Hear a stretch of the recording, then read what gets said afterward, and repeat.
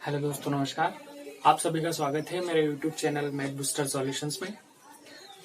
दोस्तों, आज हम एक नया टॉपिक पढ़ने वाले हैं चतुर्थांशों के बारे में। एक्स अक्ष, वाई अक्ष, बिंदु, बिंदु से दूरी, एटसेट्रा एटसेट्रा देखते हैं।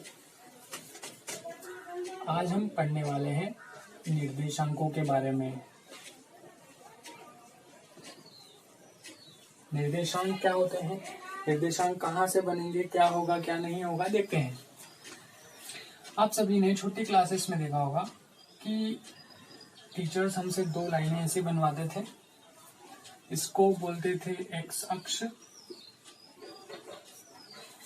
ये खड़ी लाइन इसको बोलते थे वाई अक्ष। ये एक्स अक्ष और ये वाई अक्ष होता है। इसमें दोनों लाइनें जहां पर मिलती हैं वहां पर कहलाता है जीरो। और देखिए, जैसे मैं ऐसे खड़ा हूं, मेरा राइट हैंड उस तरफ जा रहा है, तो इधर जो गिनती बढ़ेगी 1 2 3 4 5 6, ये प्लस में होंगी। राइट हैंड मतलब प्लस, ये लेफ्ट हैंड की तरफ बढ़ाएंगे तो गिनती बढ़ेगी लेकिन माइनस में बढ़ेगी। -4, -5, ऐसे। अगर ऊपर की तरफ बढ़ाएं, जैसे हम कोई भी डाटा ऊपर की तरफ बढ़ाते हैं, मतलब उसमें वृद्धि हो रही है, तो वृद्धि होगी, इसका मतलब यहाँ जो गिनती लिखी जाएगी वह प्लस में लिखी जाएगी। 1 2 3 4 5। अगर नीचे की तरफ मतलब उसमें कमी हो रही है, तो जो गिनती लिखेंगे वह माइनस में लिखेंगे। -1 -2 -3 -4 -5, इस तरीके से। अब यहाँ हम ये तो पूरा, इस पूरे को बोलते हैं कार्तीय तल।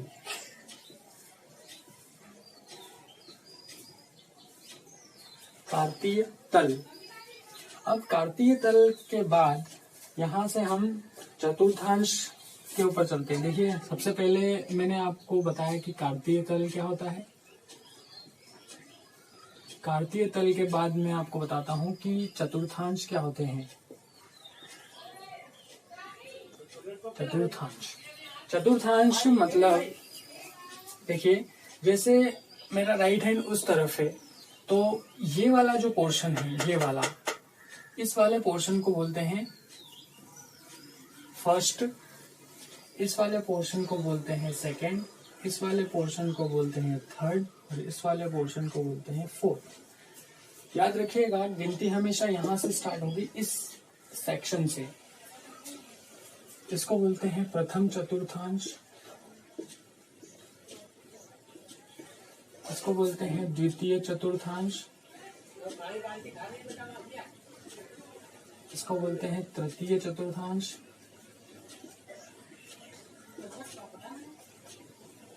इसको बोलते हैं चतुर्थ चतुर्थांश। अब ऐसा कोई बिंदु मिल जाता है अगर, कि सबसे पहले तो ये देखें कि ये जो एक्स अक्ष है, इसका दूसरा नाम होता है भुज। एक्स अक्ष को भुज कहा जाता है और वाई अक्ष को कोटि कहा जाता है। एक्स अक्ष को भुज और वाई अक्ष को कोटि कहा जाता है। अब अगर कोई बिंदु है, जैसे बिंदु 2,4 कौन से चतुर्थांश में स्थित है?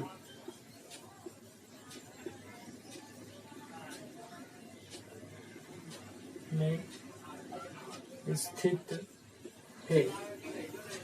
बिंदु 2,4 कौन से चतुर्थांश में स्थित है? दोस्तों, अभी थोड़े टाइम पहले जो एमपी जेल प्रहरी की एग्जाम हुई थी, उसमें क्वेश्चन आया था कि ये बिंदु कौन से चतुर्थांश में स्थित है, तो उसका आंसर लोग नहीं दे पाए थे। अब आप देख लेंगे वीडियो तो आप दे पाएंगे। देखिए ध्यान से, बिंदु 2,4 कौन से चतुर्थांश में स्थित है? तो ध्यान से देखिएगा, ये ब्रैकेट के अंदर जो दो संख्याएं लिखी होती है, यहाँ पर ये जो पहली संख्या है ये हमको x पे शो करनी है, और ये जो दूसरी संख्या है ये हमें कहाँ शो करनी है? y अक्ष पे शो करनी है। तो दो हमें कहाँ शो करना है? x अक्ष पे। तो ये x अक्ष है, इस x अक्ष पर दो कहाँ दिखता है? ये यहाँ पर दिखता है दो। ठीक है, हमने इसको थोड़ा सा मार्क कर लिया।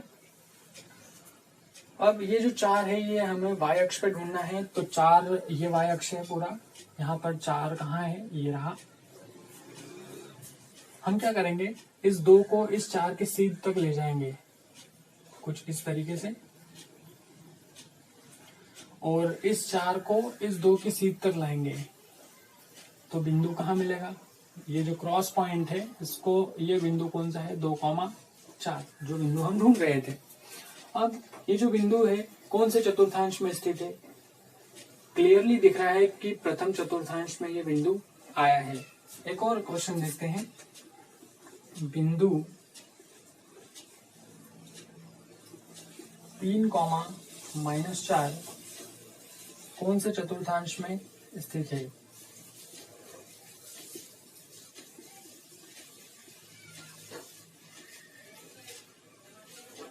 में स्थित है। पहले की तरह आपको ये जो पहली संख्या है यह x अक्ष पर ढूंढनी है, और ये जो -4 है यह y अक्ष पर ढूंढना है। x अक्ष यानी कि ये भुज है और ये कोटि है। कभी कभी ऐसा पूछ लिया जाता है कि कोई बिंदु है, जैसे ये बिंदु है, इस बिंदु की कोटि बताइए। तो कोटि यहाँ पर होगी 4 और भुज होगा 2। फिलहाल बिंदु की पोजीशन देखते हैं कौन से चतुर्थांश में है। तो 3, ये 3 हमको ढूंढना है x अक्ष पे। तो x अक्ष पर 3 कहाँ है? ये रहा, इसको मार्क कर लेते हैं। और y अक्ष पर क्या ढूंढना है? -4। तो ये पूरा y अक्ष है, यहाँ पर -4 कहाँ है? ये रहा। हम क्या करेंगे, इस 3 को -4 की सीध तक लाएंगे, और इस -4 को इधर 3 की सीध तक लाएंगे। दोनों का क्रॉस पॉइंट ये जो बिंदु होगा ये होगा 3,-4। क्लियरली देख पा रहे हैं आप कि कौन से चतुर्थांश में है? चतुर्थ चतुर्थांश में ये बिंदु आया है। इसका मतलब इस बिंदु की पोजीशन कौन से चतुर्थांश में होगी? चतुर्थ चतुर्थांश में। तो हमने चतुर्थांश पढ़ा है।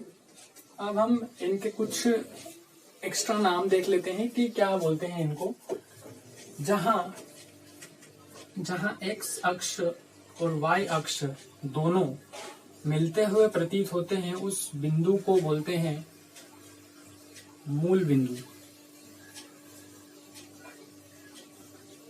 जैसे इस डायग्राम में ये x अक्ष और ये y अक्ष दोनों इस बिंदु पर मिलते प्रतीत हो रहे हैं, तो इस बिंदु को मूल बिंदु बोलेंगे।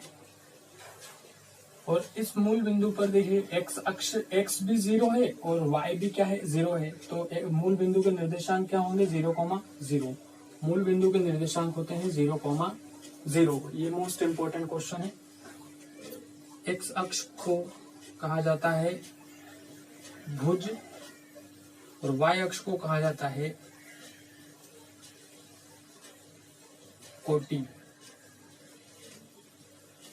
अब अगर क्वेश्चन थोड़ा सा चेंज हो सकता है कि अगर ऐसा बोल दिया जाए कि किसी बिंदु की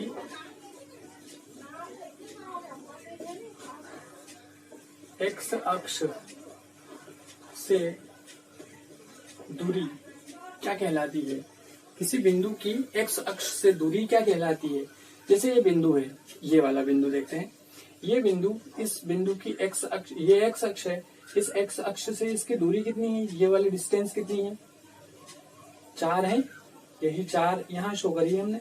तो ये जो 4 है ये कौन से अक्ष पर स्थित है? y अक्ष पर। इसका मतलब किसी बिंदु की अगर x अक्ष से दूरी पूछी जाएगी तो वह क्या कहलाएगी?